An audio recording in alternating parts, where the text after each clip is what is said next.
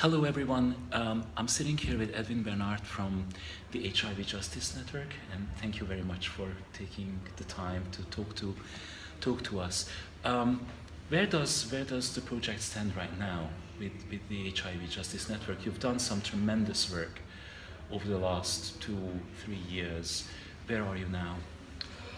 Well, what's great is that funding, of course, has been the key to the growth of the HIV Justice Network, and through the Robert Carr Civil Society Networks Fund, we, as part of a consortium now known as HIV Justice Worldwide, we're working closely with 5 other partners: GMP Plus, ARASA, it's the AIDS and Rights Alliance of Southern Africa. Working with the Canadian HIV/AIDS Legal Network, who have huge expertise not just in Canada but globally, and 2 organizations in the US, the CIRA Project and Positive Women's Network USA, along with a number of other partners who are also working on HIV criminalization, ICW, and a number, like UNAIDS, of course, we work very closely with them. So I guess the first thing is that through the funding, what's happened is that the issue of HIV criminalization is becoming much higher up on the agenda, and an understanding that, you know, in terms of not just human rights but public health, you know, all the barriers to testing and treatment and remaining on and care, that HIV criminalization actually is playing a much larger role than was previously recognized. So what's exciting, I suppose, is that at least within the HIV world there is this recognition, along with the broader issues around stigma and discrimination, that criminalization of people living with HIV, the idea that we are controlled and punished for things, particularly that if we weren't living with HIV, we wouldn't be controlled and punished about.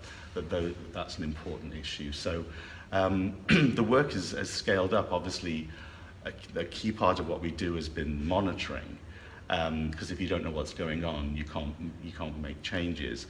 And what's been exciting is that by working with partners and also engaging with consultants who are working in different regions of the world, we've been able to really get a better understanding of what's going on, and particularly in the region of Eastern Europe and Central Asia, working closely with Evgenia Maron, who's we met through EATG many years ago.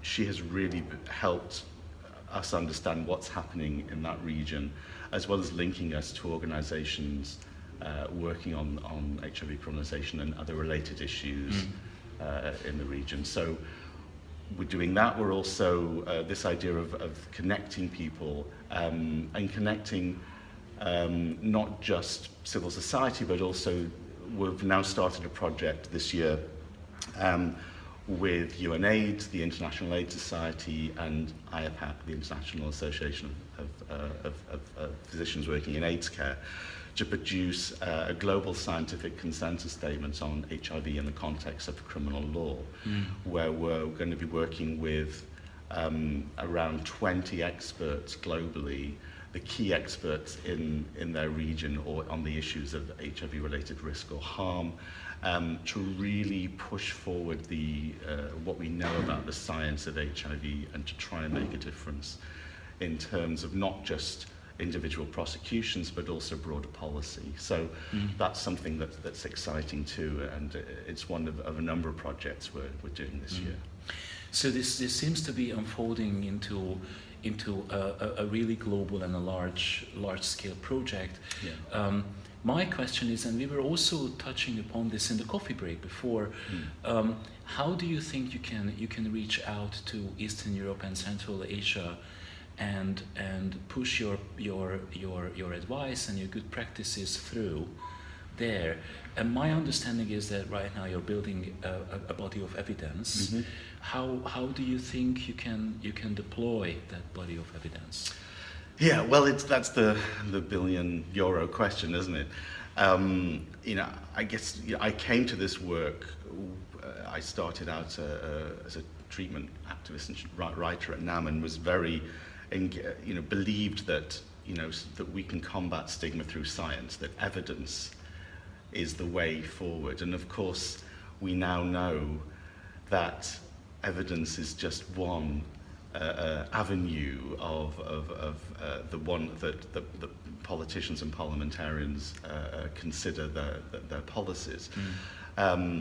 And so it is hard, despite having a body of evidence, for example, on the benefits of harm reduction and even on decriminalising drug use. We know that, with the exception of Portugal and a few other individual cases, that evidence is not changing people's minds. It's certainly not changing laws. So, the issue again with HIV criminalisation.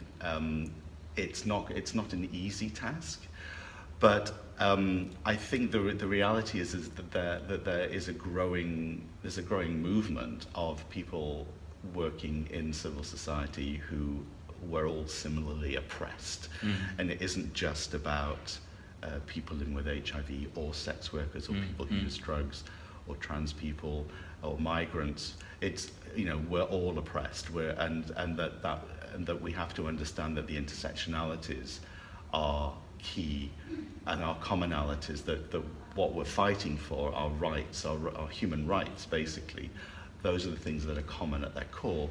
So in terms of having an impact in Eastern Europe and Central Asia, it's about understanding that, I think, slow and steady, or maybe a revolution, one of the two, it's hard to say. But the important thing is to have the conversations, is to understand the linkages, to understand the commonalities, that we actually have more in common than we all actually perhaps believe. Of course, one of the big issues is around funding and the defunding and the closing of spaces for civil society. And so we have to be smart in figuring out how we can work together with fewer resources and in spaces that perhaps are more virtual than physical. So those are the kinds of things that we're thinking about. Again, so next week I'll be attending a small think tank meeting that UNAIDS is convening in Italy, where a number of people working on all these interrelated issues around criminalisation and punitive policies, where about governments controlling bodies really is the commonality. We'll be meeting and having a conversation about actually how can we work closer together, when we against a common enemy, so that we actually do understand that there is more that we can do, that we are stronger together. It's obviously in these extremely turbulent political times, it's hard to remain positive. But I think we have to at least try, and I'm excited that by collaborating across borders and across sectors and throughout, realizing that laws and policies that impact people with HIV and the reasons for them are not that different from laws and policies that impact women or sex workers or other oppressed groups. So we just need to figure out how to work stronger together. I don't have the answer, but we have to keep talking. Yeah, but it makes perfect sense, actually, to build something grassroots, which is then also based on scientific evidence. Yes. Rather than just emotional activism. I think that seems like a very feasible and workable concept. Now. The conference has just started, and once again, it has brought together practically everyone, literally everyone, from the European AIDS and HIV world. What are your expectations from this conference? I'm actually really. This is the first one of the it used to be the HIV in Europe conference, and now it's of these conferences I've ever attended. Because I guess my combination of things, I think my work's pretty much always been more global than European. And I'm attending this one because I've been invited on a panel to talk about stigma and criminalisation.